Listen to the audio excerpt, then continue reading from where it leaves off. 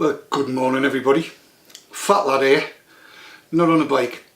I've had lots and lots of inquiries, I'll call them inquiries, about how I video, what cameras I use, how do you fasten it to the helmet, what helmet do you use, how do you get audio in and stuff like that. So I thought I might just go quickly through the kind of stuff that I use.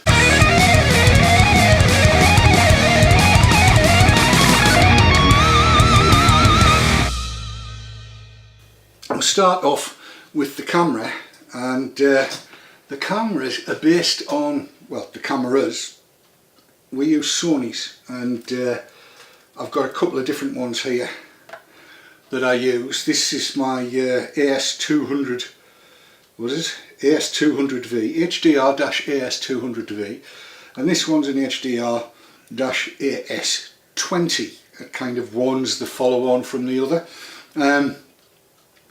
Differences being, aside from one being black and one being white, the 200 being white, the AS20 records at 30 frames per second or 60 frames per second in 1080p, and that's fine.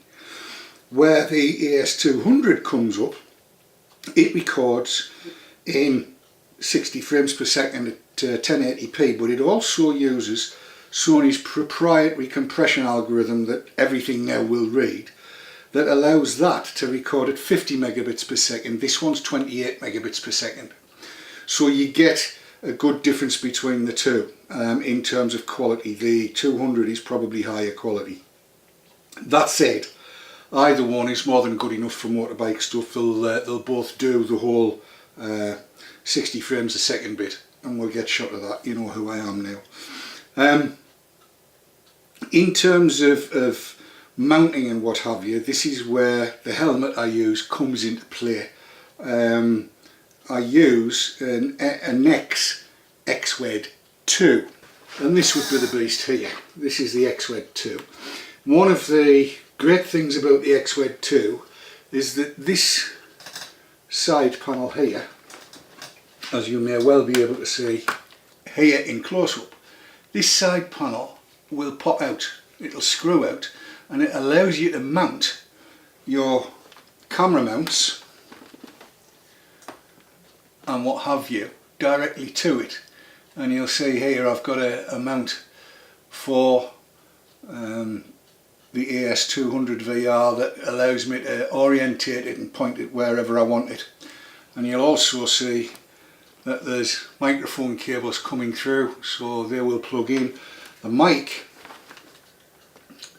you can probably see that little bit of grey fluff here. That little bit of grey fluff there is where the mic mounts inside the helmet. And that's basically it. I mean, it's pointless going through how it all mounts onto that, other than that it's got plates, because every helmet's different. But that's basically the way I work it. So the camera itself drops into this cradle, the cradle fastens up, and that's it. Power goes in, and the mic goes in. Power goes in, you say? Yes, let me show you.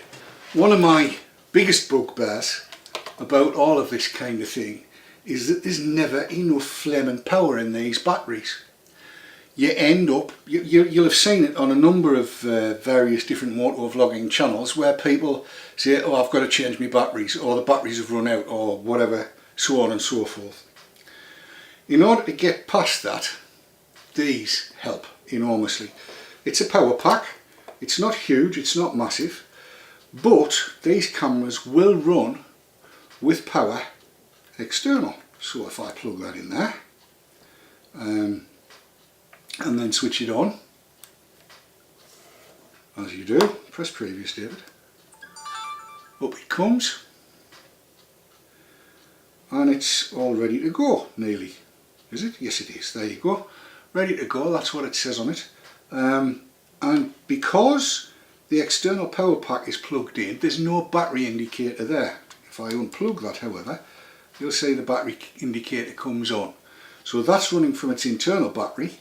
But if I plug the external power in, then that indicator goes off to tell you that it's running off an external battery. Oh, I hear you cry. Hang on a minute, Dave. Where the hell are you going to put this bloody great big thing then? Well, you can see this on here. It's called dual lock. And I have a dual lock piece on the helmet onto which it fastens, which I'll show you. So just under where the camera mount is where the dual lock is fastened, as you can see there, and it's shaped to accept the battery, and that just clips in there nicely. Now it's tight enough that I can lift the helmet by it, but, and this is the important part, if there's a haxy diddle and there's a folly offy thing, it's as easy as that, one finger and it pushes off. Which means that from my perspective, that means there's no lithium ion batteries anywhere near my head when I'm going down the road, and that's the way I like it. Dual lock, this stuff is your friend. You get it on Amazon and it comes in a roll. This is a 1.5 metre roll, I think, and this stuff is so useful. We're even using something very similar as the fasteners for coat hangers on the backs of doors. It's brilliant stuff, dual lock. Get some, all good. So that's then how the camera stuff and the audio stuff gets mounted to the helmet. I have to say that the helmet's proved itself to be very comfortable. Chris has got a very similar one. He's got the version before mine, mic'd up in exactly the same way. The audio quality we think is quite good. I quite like the fact that the Sony cameras will take, and I know for certain that it'll take 128 gig cards. I'm so tempted to try it with a 256, but I haven't yet managed to get round to it. But these little beasties, these Sony cameras do the job. They narrow on the side of your head. They're not, you know, big and square on like that. They're narrow, so the wind drag and what have you isn't there, and I think the quality is very, very good. Anyway, that's how we do it. One of the things I've noticed lately as well, a lot of people obviously have tried out the GoPro Hero 7, and if you go and have a look at their footage, you'll see every 7 seconds or so there's this pixelaty thing. If I thought I could reproduce it on here, I would. And it's not just limited to one particular person. I've seen a whole load of people that have had the same problem. And it just seems to me that that's not the way you need to be going. I much prefer to use something like the Sony stuff because it's never ever demonstrated any of that to me, and that's kind of the way I like it. It works really well. So I'm going to be sticking to Sony's. I may well move up to the 1000 VR or the 3000 VR, the X3000 VR, that's got proper mechanical, physical stabilisation in the lens. That's got to be better than this electronic image stabilisation. Although I do use the electronic image stabilisation. It's easy for somebody to say, but not me. I use that on the Sonys, and it works. It seems to work very well. Just occasionally, if I give my head a quick vroom vroom, then it looks a bit weird, but I try not to do that. So there you go. That's basically how we do the video in answer to the people that have asked. Do I like the Sony cameras? Yes, I do. Would I recommend the Sony cameras? Yes, I would. The sound quality seems to be good with an external mic. It's dead easy to connect up. You do not need a £50 mic adapter in order to get external audio in.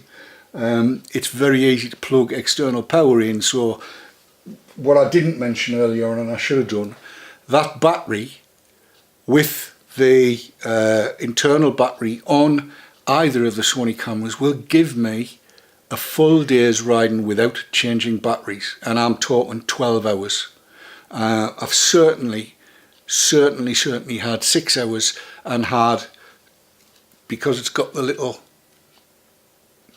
which is left in, I've had 2 lights left on there when I've done 6 hours. So I'm going to say 12 hours.